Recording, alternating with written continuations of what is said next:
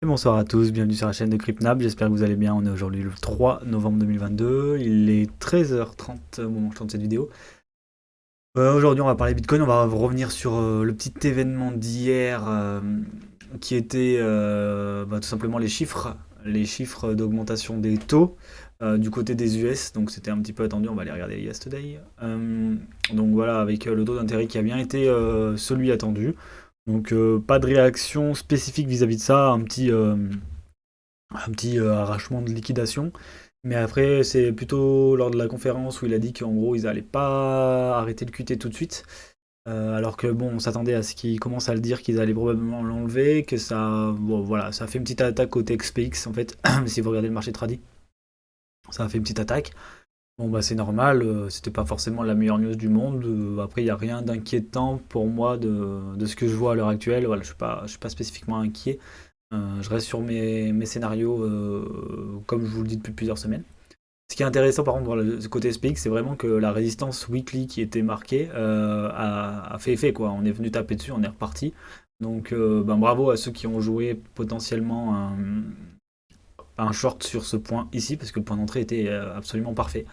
Donc les autres, voilà, on constate, on regarde, hein. Je fais partie de ceux qui regardent à l'heure actuelle.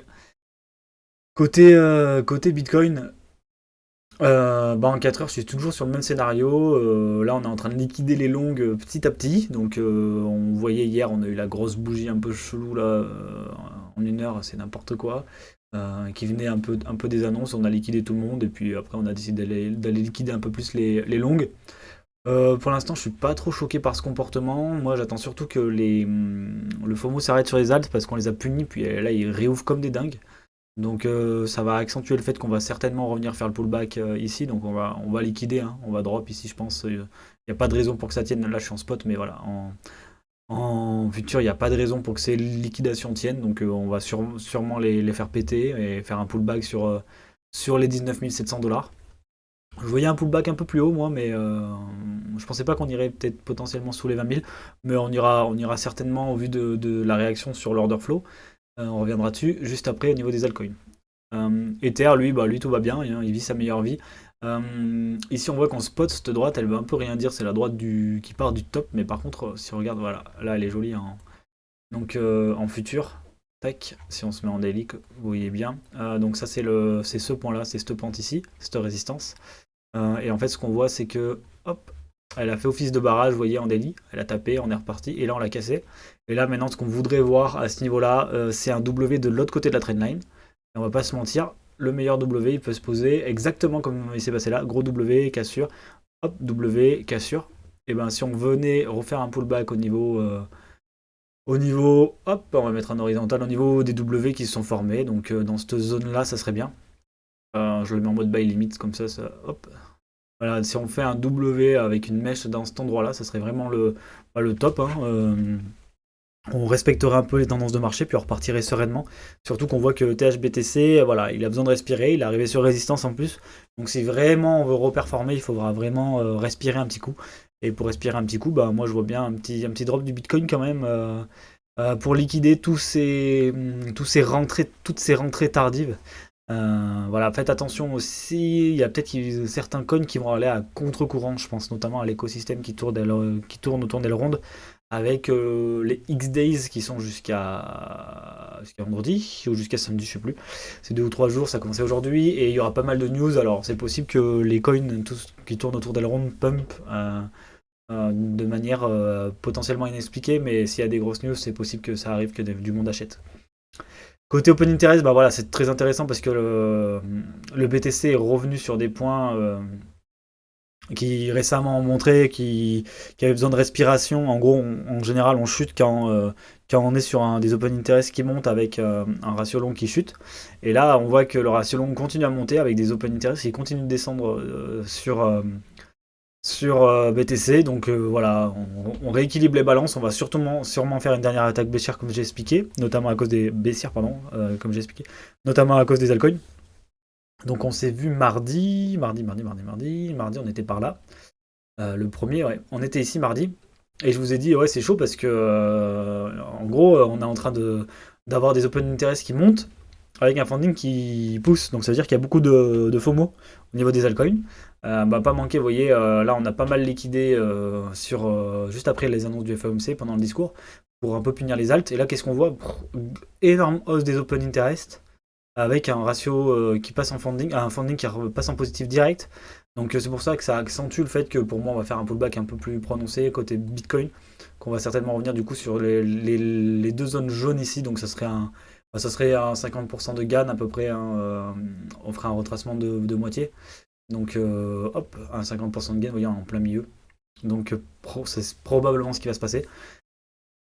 Ça serait assez logique en plus, ça ferait un pullback sur le W, donc pourquoi pas un retracement assez logique. Gann dit qu'on retrace en moitié moins de temps, donc en gros, tac, si on met un cycle, tac, et qu'on fait un truc comme ça, après il faut mettre un cycle à 50% je crois.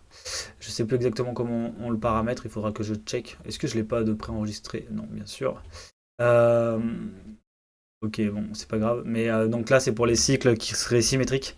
Là, on n'est pas sur un cycle symétrique. En fait, on est sur un pattern. Je vais essayer de retrouver ça rapidement. Tac, tac, tac, tac, tac, tac. Peut-être en flip time. Ouais, en flip time, peut-être. Ouais, voilà. Vous voyez, en tracement à 50%. Donc ça ferait qu'on arriverait au 50 avant le 6. Et le 6, c'est dimanche, si je dis pas de bêtises, ou lundi. Le 10, c'est dimanche. Donc vous voyez, ça correspond qu'on revienne dans cette zone-là d'ici dimanche. Donc voilà, moi je serais pas étonné d'observer quelque chose comme ça dans les prochains jours. Surtout que voilà, ça sera assez simple par rapport aux altcoins qui sont en train de FOMO, qu'on punisse un peu et qu'on dise arrêtez de FOMO sur les alts.